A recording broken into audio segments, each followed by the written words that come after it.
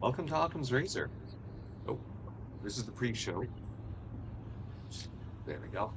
It's a good thing I had to fix that. I hope you're having a wonderful morning. I am. This is a beautiful morning. It's nice and sunny.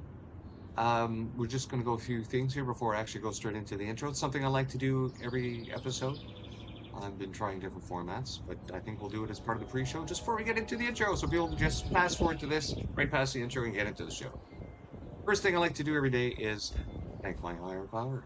I like to thank my higher power for my health and for my wealth, for my life. And when I say wealth, I mean my spiritual wealth. Then I like to pray for others, those that I love and those that I do not. And then I like to ask for help. Help to understand why I do not love those that I do not, and help to learn to accept them, get through the day easier. I also like to ask help just to get through the day, just today. If I can get through today, then I can be ready for tomorrow. And this is how I set up my days every day. Then I follow by the Lord's Prayer, my serenity prayer. It sets me up for the day. It gets me going pretty good. When you ask for help, guess what? You will get help. It's just a matter of not asking for material help, just spiritual help. And when you pray for others, you cannot imagine the power that comes from that. So, if that gets you going for the day, good. And if it doesn't, well, that's you. Enjoy your life. I'm enjoying mine. And we will get into the intro in just a second.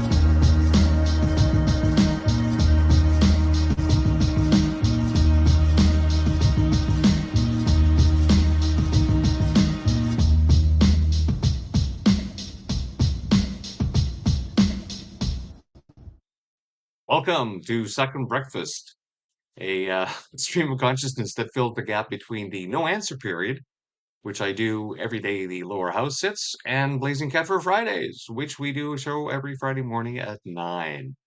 We are streaming on 3 platforms: Rumble, X, and YouTube. So please give us a like, thumbs up, follow, and share, and subscribe. Most of all, the chat is up across all 3 platforms, so please feel free to ask anything. Comments drive the algorithm when I am not driving it down with my forbidden words.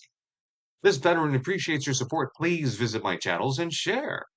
I hope you're already having a wonderful morning and ready to face today with the hope of love of your fellow man.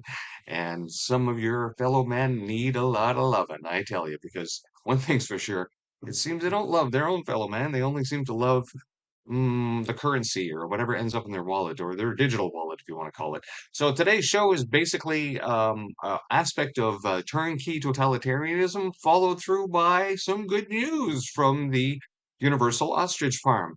Universal Ostrich Farm covered that story ongoing, of course, as it was from when the net came back on in the spring, all the way through until the disastrous massacre.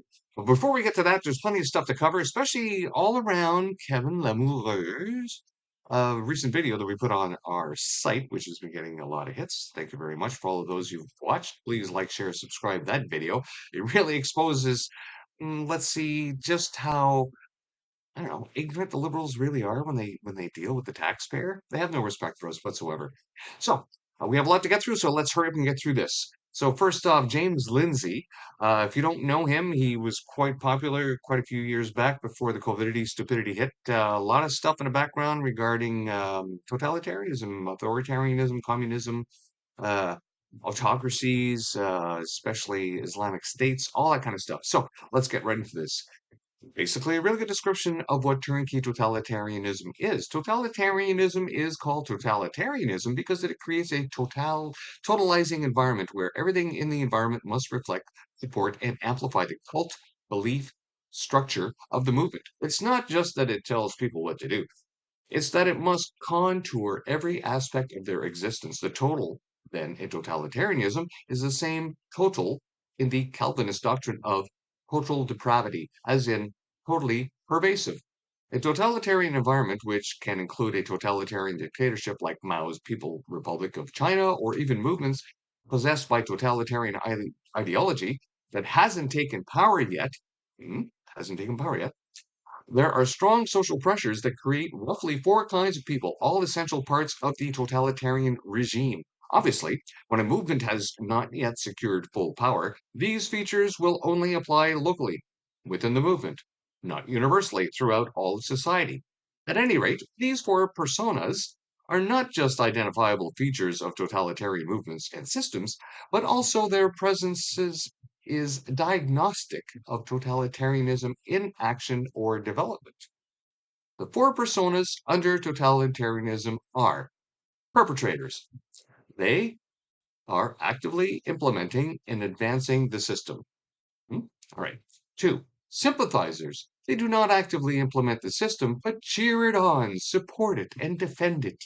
Right? You see all the people online cheering on the liberals. Yay, yay, liberals, while ignoring everything they do, right? Silenced. They do not implement or support the system, but keep their mouths shut out of prudence in the tyrannical environment. And those would be all our politicians that stay silent, and all the paid off mainstream media that stays silent, and all those who support the liberals but yet remain silent on all their evil that they do in Canada. Dissenters. They do not implement or support the system, but they also do not keep their mouths shut about it and speak out or take action against it. That would be me.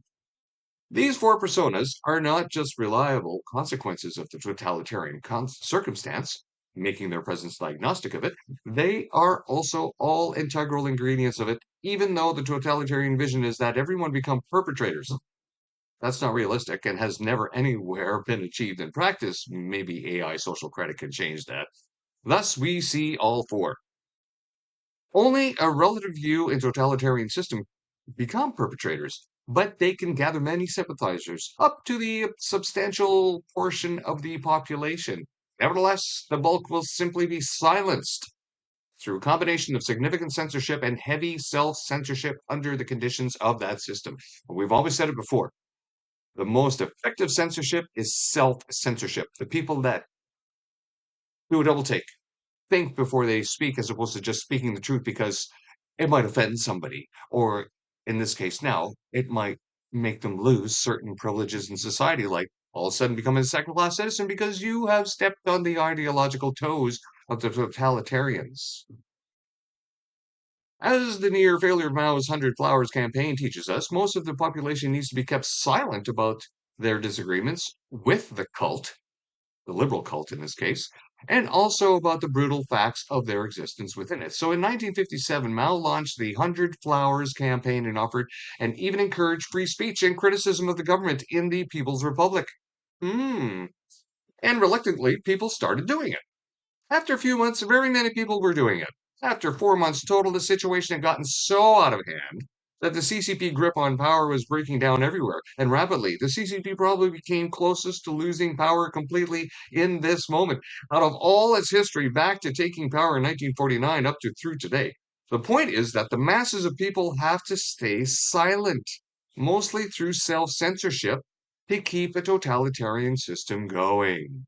Mm. The best way to keep the masses silent is by brutally punishing anyone who dissents, making dissenters an integral part of the totalitarian dynamic. And Q using the Emergencies Act in Canada illegally, and then promising to do it again because, well, were we 20? Well, we should be getting close to 30 days, so they got to make their decision about whether or not they're going to appeal the judgment against them. That would be the Liberals having been judged, having used the Emergencies Act illegally, or as the court said it, disproportionate. No, it wasn't disproportionately unreasonable. Anyways, let's go back to this. The best way to keep masses silent is brutally punish anyone. Right, I just read that. Who dissents, making dissenters an integral part of the totalitarian dynamic because the entire population will not be transformed into sympathizers and perpetrators. Even under demands for cosplaying activity, support for the regime, they need a method of keeping the masses silent, mostly in self-censorship. So the Maoist circumstances instructive against on both of these points. First, Mao launched, oh, I just read this.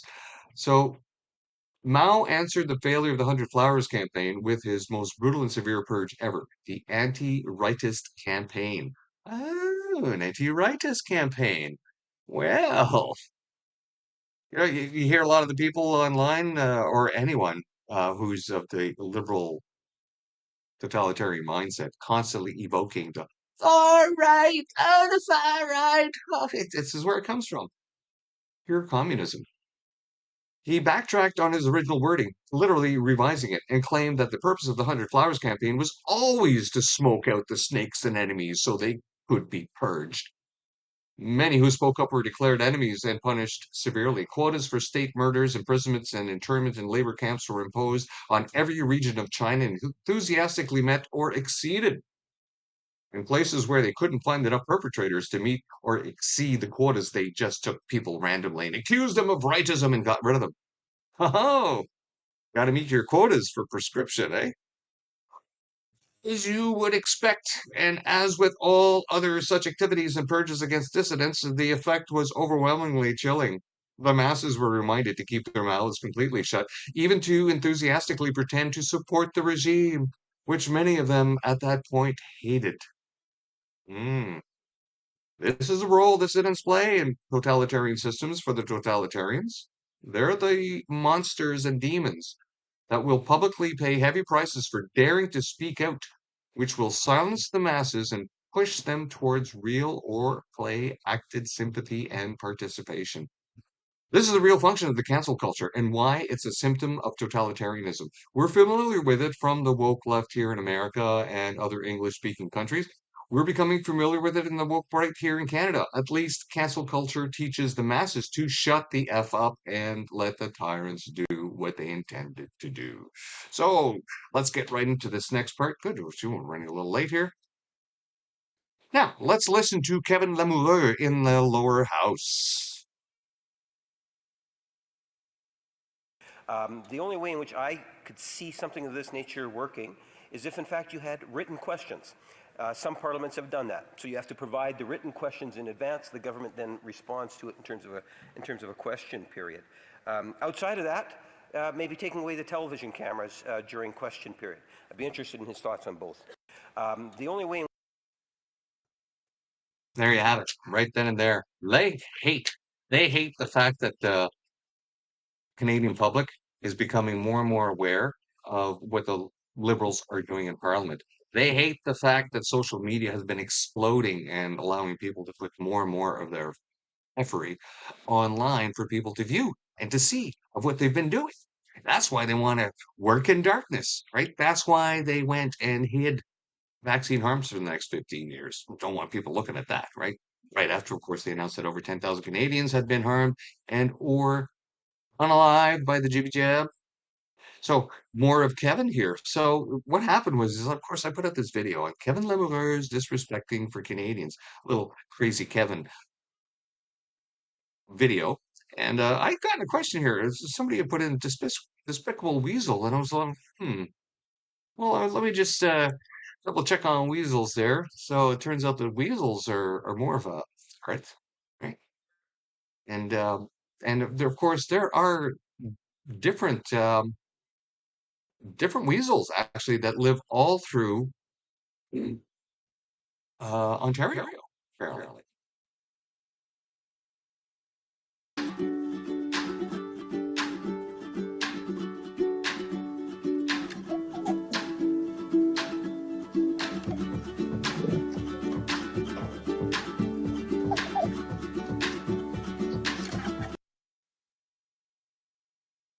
Now, I didn't know this about weasels, is that they are highly energetic, and it's part of their hunting capability, is that they can spurt around like this. Now, of course, this is just a pet weasel in captivity, but here in Ontario, apparently, there are tons of variants of weasels, right? Well, let's just play a little here. Known as mustelids that we find so fascinating? Is it their aggressive hunting style, their high intelligence, or their extreme energy? We actually have 9 species which call Ontario home right in our own backyards, but it can be very difficult to remember all of them and very easy to get them mixed up. So I watched the video. It's rather interesting. Unfortunately, I did not find the Lamoureux species of weasel. Maybe this is the 10th unknown species of weasel that we have in Ontario. But of course, when I did a search, I came across this one video here of Kevin, only to be reminded that, oh, yes, that's right. I had made a video on Kevin on this as well. Let's just watch a little of this.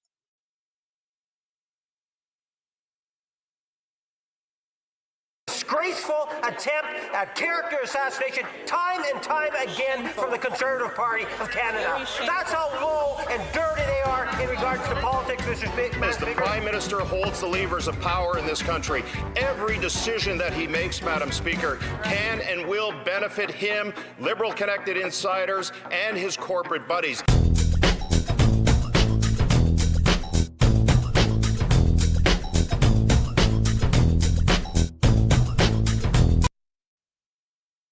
So really, Kevin just goes on to not answer the question, of course, because that's all part of the show, which is the no answer period. But they lay out again how liberals are enriching themselves, or basically enriching our prime minister, through all these deals that seem to be benefiting Brookfield and, of course, Mark Carney's massive financial portfolio. In fact, all his stocks have been doing rather fantastically since he's gone into office. Oh, what stocks would that be? You mean the stocks that he said he didn't have during the last election campaign, that he said he only had property and money? Turns out that he had this massive financial portfolio that, he's got shares and options there that he's positioning through his use of his office to ensure that those keep making tons of money, right? So, of course, he was being called out on this. And, well, let's just listen to Kevin's reaction here, which is like typical Kevin.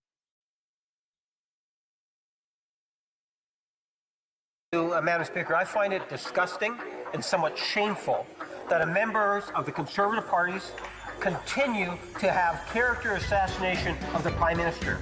At the end of the day, Madam Speaker, there are even Conservative MPs that have investments in Brookfield, individuals including the Deputy Leader. As opposed to dealing with the substance of legislation and the budget, we have a disgraceful attempt at character assassination time and time again from the Conservative Party of Canada. That's how low and dirty they are in regards to politics, Madam Speaker. I would ask a member, when are they going to start focusing on Canadian interests as opposed to their own political partisanship, Madam Speaker?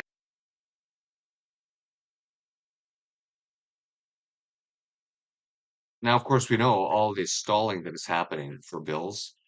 It's not filibustering, it's not stalling. They're basically picking the bills apart that the Liberals presented without working with the opposition, expecting them to go through.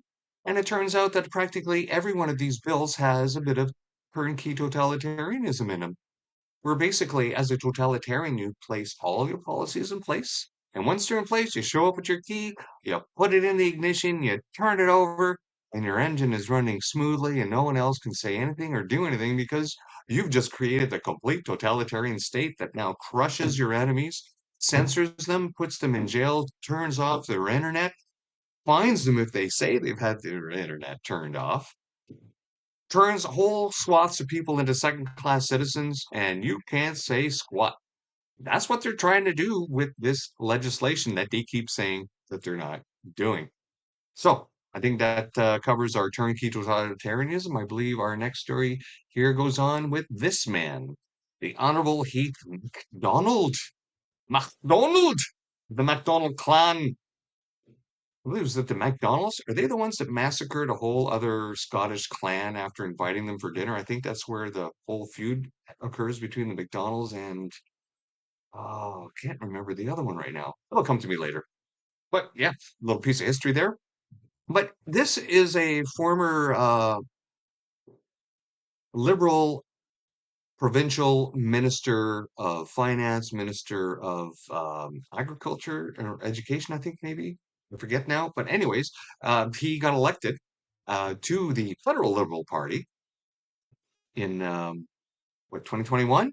And of course, he's from Malpeque. If you guys don't know where that is one of the four seats in where are we? Yes, there we go. One of the four seats in PEI. That's right. PEI has four seats, even though it's a small population. It's all part of the Confederation. When Canada confederated together, PEI was given four seats, both in the lower house and in the Senate. And he has this one right here. So he's the minister in charge of the Canadian Food Inspection Agency. So we know, if you don't know, well, we're going to go through what we do know. So meanwhile, I thought I'd just throw this in here. This is from his department. Government of Canada invests in improving halal beef processing and packaging in Prince Edward Island. Oh, imagine that. Heath is from PEI, and we're going to spend $2.2 million helping halal and kosher program. Now, of course, if it was just kosher, this wouldn't fly. They wouldn't do it. But the fact that it's halal, now kosher can get in line, right? Because we know where they're buying their votes from. But again, I always like to point out that's 2.2 million. That's not even 15 minutes. That's not even 15 minutes on our debt, our national debt interest. Because right now, well, now we're $1.3 trillion in debt. I think was the latest announcements. And before that, it was like 1.1, which was leading us to $10 million per hour in interest debt charges that we have to pay to keep up on the credit card payments that the Liberals have amassed with nothing to show for it. Now it's like 1.3. So this is actually probably less than 15 minutes, more like maybe 10 minutes worth of interest debt charges time. So really, it's a drop in a bucket as to what we're wasting, which is, of course, the equivalent of one hospital built every month and then burnt to the ground. That's basically what we're doing in our interest debt payments. So, as a refresher of what happened with the call out at Universal Ostrich Farm, let's go back and look at some of my old video here.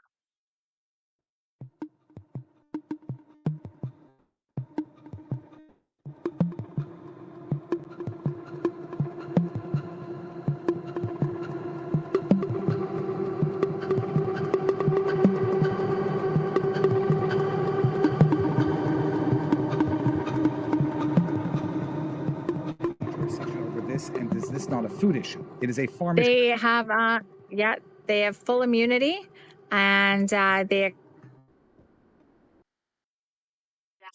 So back then, of course, there was a lot of coverage. This was this interview with Viva Frey and Katie, who's at the farm, and she's basically describing all the abuse that they're suffering at the hands of the RCMP under orders of the CFIA. They basically deployed an entire platoon of RCMP on the farm to terrorize them, terrorize the birds. And let's see if we can go ahead here and find some other footage. Yes. So let's look at this this individual right here. Power just to do exactly anything they want. Guys are murderers. How many animals are you going to kill before you stop? No, they won't. Because you guys are operating from the World Health Organization and the United Nations. This is absolutely insane. This is tyranny. This is overreach. This is tyrannical behavior on families and terrorism. This is terrorism on families. And right now, a letter from the CFIA, as of this morning, asks us to maintain control of these birds. How can you guys look so stern, so angry, so... It was a very traumatic time. A lot of protesters went there to support the locals, peaceful all the way through, right? And of course, the RC were there like goons, like the goons that they were, trespassing on other people's properties around for the reason of safety, right? It's always for the reason of safety. Let's remember, they didn't test these birds. This is not a flock that flies, so they can't fly to other areas and infect other areas. They're not, so unlike a chicken farm, right? They're not that way. And of course, these birds take years to grow. Years. I mean, you had birds there that were decades old. You don't, it's not like growing a bunch of chickens. And of course, they know how the flock probably got sick. It's probably because there was a wild flock of geese that came and settled on the farm the previous year in 2020, over the winter of 2024 and 2025. And the birds might have got some H1N1 from the wild flocks, right? Because CFIA doesn't do anything about the wild flocks whatsoever, right? They want to burn all the birds to the ground that may have been infected by H1N1, but of course they can't do anything about it because it's out in the wild, because they forget that there's something called natural immunity, which is obviously what happened with this flock, because they treated their flock. They used, guess what?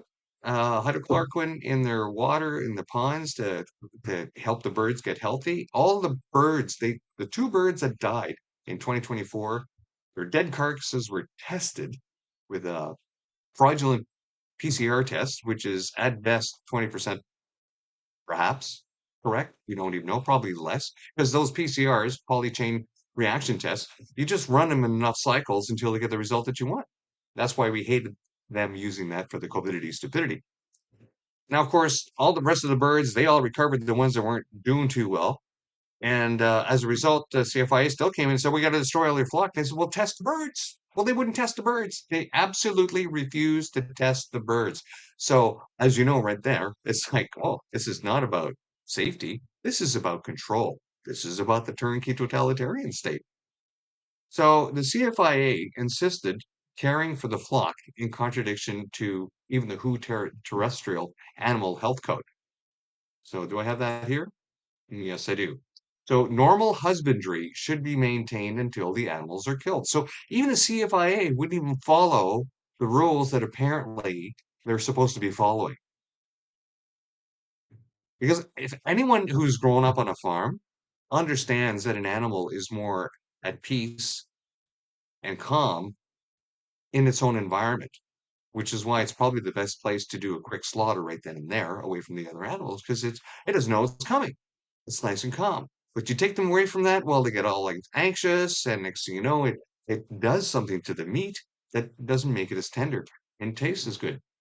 Now that comes for slaughter, but in the terms here is apparently, it's a slaughter for safety. They couldn't even follow their own rules. So what do I have here? Yeah. Right. So not a single sitting conservative at that point had said anything in Parliament until this guy did back then. Mr. Speaker, farmers love their animals and would do anything to protect them. The Canadian Food Inspection Agency is planning to cull 400 ostriches in BC because of an outbreak of avian flu. When it comes to animal safety, Canadians expect due diligence and transparency. Canadians are looking to this government to explain why the cull is necessary, but the Liberal government has not posted a public update in over a month. Canadians want to know, why did the Liberal ministers not work with the agriculture sector to resolve this issue?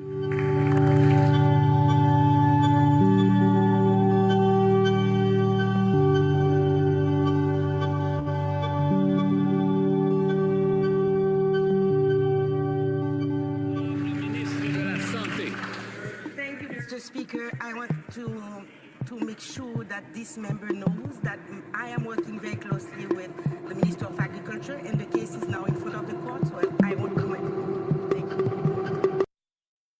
So I don't know why the Minister of Health there was answering for that, but she's just completely useless in her department, just as useless as the agricultural minister is in his.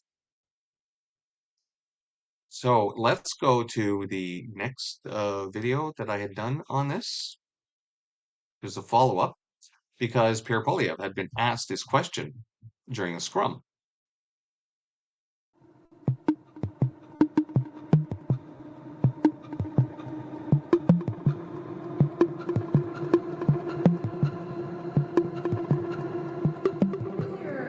Stance on the ostriches in British Columbia and the culling order that they are facing.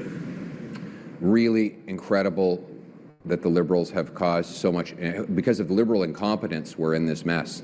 And when you have an incompetent government, you have messes like the inflation crisis, like the crime crisis, like the border crisis, like the investment crisis, like the fastest shrinking economy in the entire G7. When you have an incompetent government, you get lots of these messes. Wait, on the ostriches, sir. Sir, you didn't say what your stance is on the ostriches. This lady. Why won't you answer your stance on the ostriches? I just did. I said the Liberals are incompetent. That's my stance. Do you support the culling order? Can I just... Can we get your reaction to the new lumber tariffs? Yes. Well, first of all...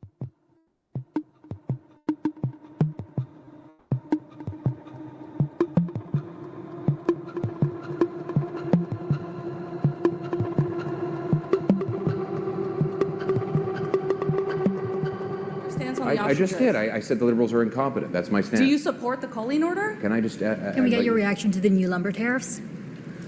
Yes. Well, first...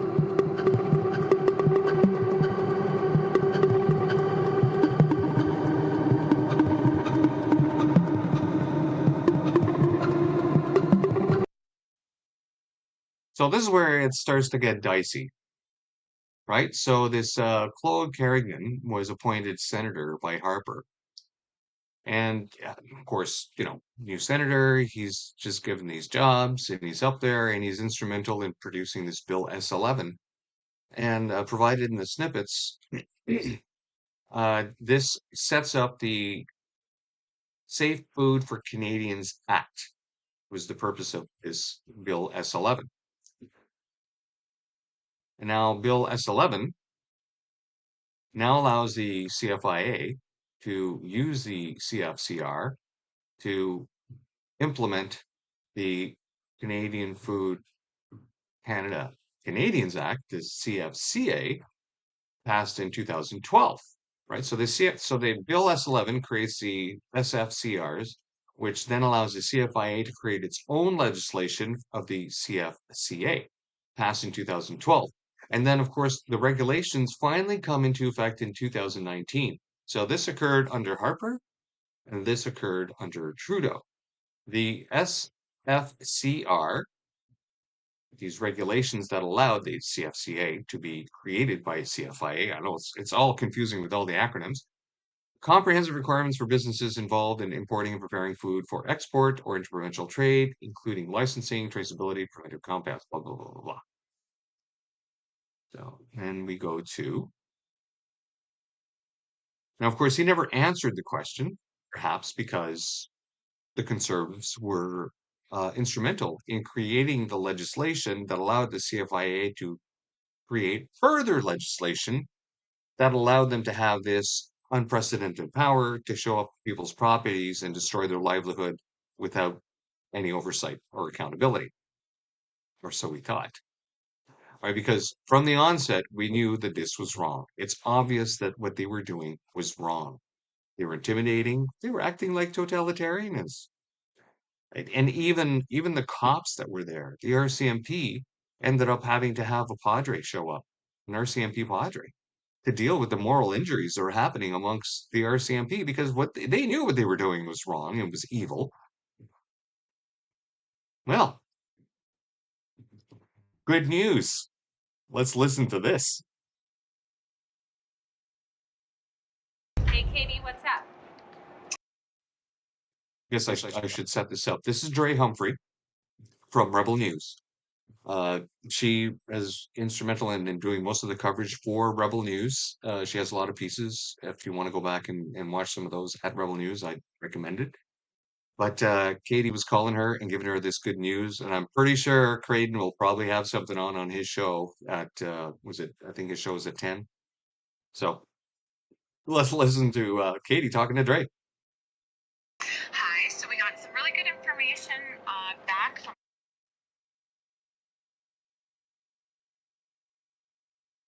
Hey, Katie, what's up? Hi, so we got some really good information back from a tribunal that we went to go fight our notice of violation associated with a $10,000 monetary penalty. Right. On Friday, we found out the tribunal has ruled that subsection 91.4 of the Health of Animals regulations required quarantine notices to be personally delivered, meaning physically handed to us. So what they are finding is that personal delivery requires physical in-person delivery, not electronic transmission. Right. And the requirement is mandatory, not discretionary.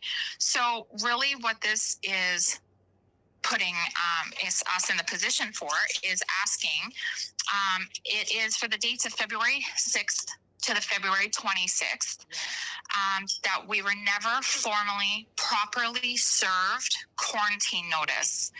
So if we were not under proper quarantine for the dates of February 26th to the 26th, and nothing has changed since then, it basically puts in the question, have we ever been under quarantine, and are we still under lawful quarantine, which would also put into question everything that followed after.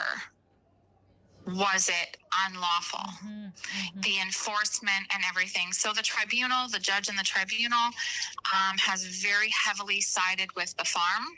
Yeah. And the tribunal judge has heavily dismissed all of their reasoning for not serving us properly. They said that we waived our statutory rights. Oh. That was dismissed. Woo. They said, no, we did not. And that administrative law, that it has a process for a reason. So, yeah. It puts everything puts everything into question of everything afterwards, the enforcement. She did not rule on the killing, obviously. This is just about the occupancy and the quarantine. But if we were never under a proper quarantine due to being failed to be improperly served, then have we ever been under a lawful quarantine, and are we still under one? And did they go and act unlawfully under no quarantine? So it kind of basically, I guess it's the first domino in everything, and puts everything into question, that how many other farmers too have been served improperly. And then that would wide open, blow this wide open. So the tribunal results ruled that during the time of February 6th and 26th, we were not under legal quarantine notice because of procedural errors. Repeat the dates again? So February 6th to 26th. Wow. 2025. Including the call, the so-called call. Well, no, so it says, so this puts a question, were we ever, have we ever been, and are we still under a lawful quarantine, and what really changed in that time, right? So the same service was in effect through the whole order. They didn't change the service of the quarantine. So they handed us the quarantine notice in a plastic baggie when they came. That was not service. They should have had to explain it, review our understanding of it. But yeah, so this is really important in the first piece, that they failed to follow their own law, and everything afterwards may absolutely be unlawful. So the killing, the occupants, the enforcement, everything that they did. She stated in the tribunal that because they tried to use weather as an excuse, that they couldn't come out because of weather. They tried to use our protester interference as an excuse. They tried to use that they couldn't get enough RCMP for support to come and serve us. There wasn't enough RCMP. Oh and so the tribunal, the judge said, well, you sure didn't have a hard time finding enough RCMP for the call. So we have an amazing judge right now that is obviously on our side where, you know. So if you want to listen to the whole interview, there's still 3 minutes left on that. Go find Drea Humphrey. I'm sure she'll have a piece on that on Rebel News later today. And you know what else I'm pretty sure of? Probably the QCJO funded media, the ones that the Liberals decide who gets 27 to 30 grand per year per employee. Their tax credits, right? That gets that money from your tax dollars. Those people, they will not be reporting on this because it embarrasses the government. Well, I might be wrong. I hope they prove me wrong, right? I hope this story does go mainstream because, once again, it shows how totalitarian the Liberals really are. All right. Well, thank you all for coming out today and watching this second breakfast this morning. Please join us this afternoon at 45 minutes before the question period, which sits at 2:15. So at 1:30, we will be back. I think we usually do a bit of a pre-show there, about 15 minutes worth as well. I don't know whether or not I'll get to that. We'll see. See you tomorrow morning at next second breakfast. Please like, share, subscribe. We'll see you then. And if I can get my intro set up here. Let's do some drag race. Oh, yeah. See you tomorrow. Bye-bye.